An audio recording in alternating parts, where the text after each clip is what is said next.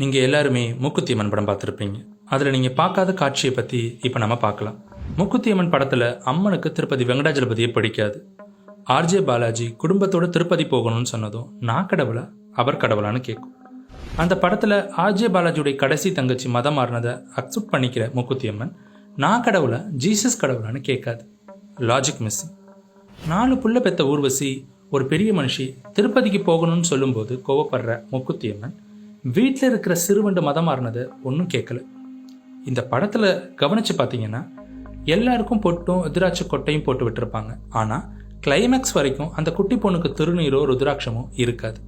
அந்த அளவுக்கு அந்த விவரம் தெரியாத புள்ள மதம் மாறினதை மதிக்கிறாங்க மூக்குத்தி அம்மனும் இந்த படத்தோட டைரக்டரும். சரி, 6வது படிக்கிற பொண்ணு ஏன் மதம் மாறணும்?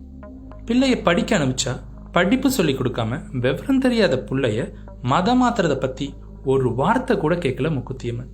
ஏன்னா ஜீசஸ் அம்மனோட ஃப்ரெண்டு. ஜீசஸ் என் ஃப்ரெண்டு தான்.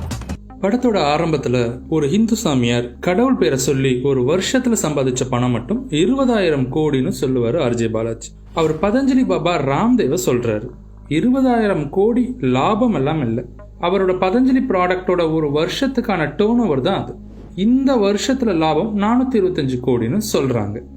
ஆர்ஜே பாலாஜி சொல்ற மாதிரி அவர் கடவுளை வச்சு ப்ராடக்ட் வைக்கல.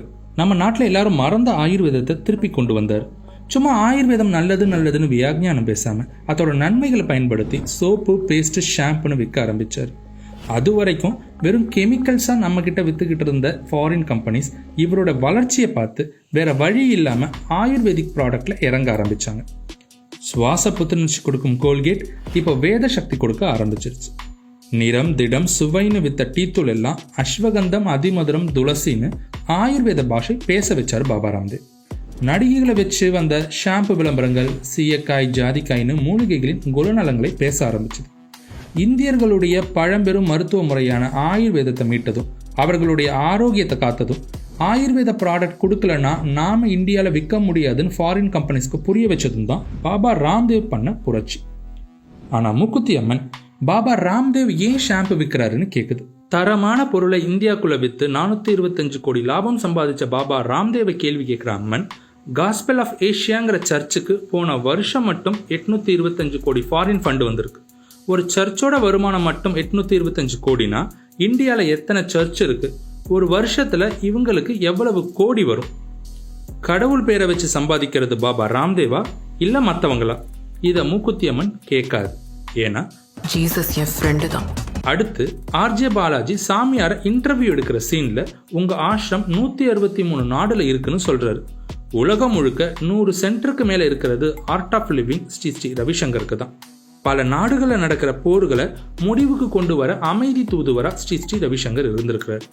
இலங்கை போர்ல கூட அந்த போரை தவிர்க்க முயற்சி செஞ்சார்.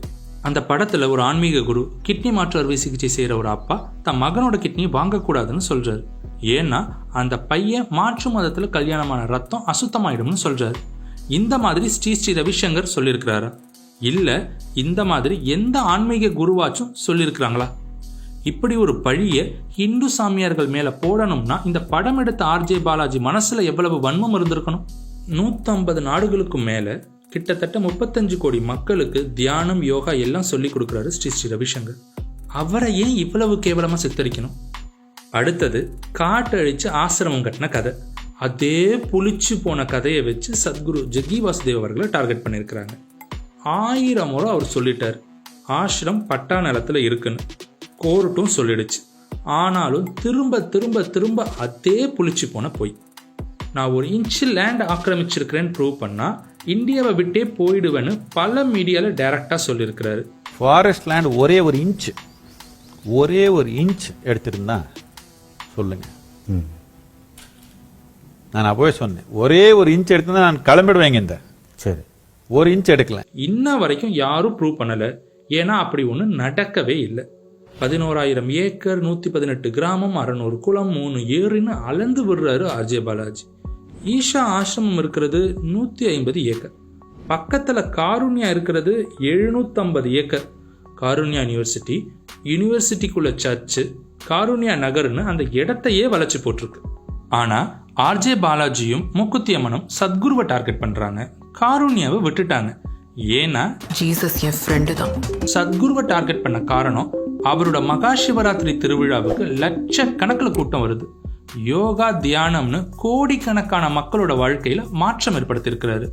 வேதம் சாஸ்திரம்னு உபதேசம் பண்ணாம இந்த மண்ணில் வளர்ந்த கலாச்சாரத்தை, ஆன்மீகத்தை எளிய மக்களுக்கும் புரியிற மாதிரி சொல்றாரு.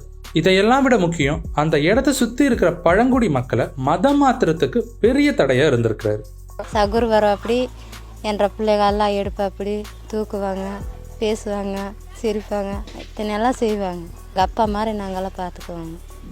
சாமி இல்லைன்னா நாங்கள்லாம் கஞ்சி குடிக்க முடியாது. அங்கூர் இருக்கிற வரைக்கும் எங்களுக்கு எந்த கஷ்டமும் இல்லைங்க. என்ற உயிரெல்லாம் நம்ம சாமியானாலேருந்து நான் உயிரை புழைச்சிட்டு இருக்கிறேன். சாமியானால நல்ல மாதிரி இப்போ ஈசா வந்து எல்லாமே நல்ல மாதிரியே இருக்கிறாங்க. நம்மளை தப்பு சொல்ல மாட்டோங்க, இப்போ தப்பே நாட்டம் எங்களுக்கெல்லாம். இதெல்லாம் சில பேருக்கு பிடிக்கல. சரி, ஆர்ஜே பாலாஜி கிட்ட போய் இவ்வளவு பொய் சொன்னியே, அந்த போலி பாஸ்டரோட சிடி சீனை ஏன் தூக்குனேன்னு கேளுங்க. அவர் பதிலே சொல்ல மாட்டார். படம் சுமாரா இருக்குன்னு சொல்லிட்டு விட்டு போட்டா கூட அதை ரீட்வீட் பண்ணுவாரு. ஆனா அந்த ஃபேக் பாஸ்டர் சீன் எங்கன்னு கேளுங்க, மூச்சே வராது.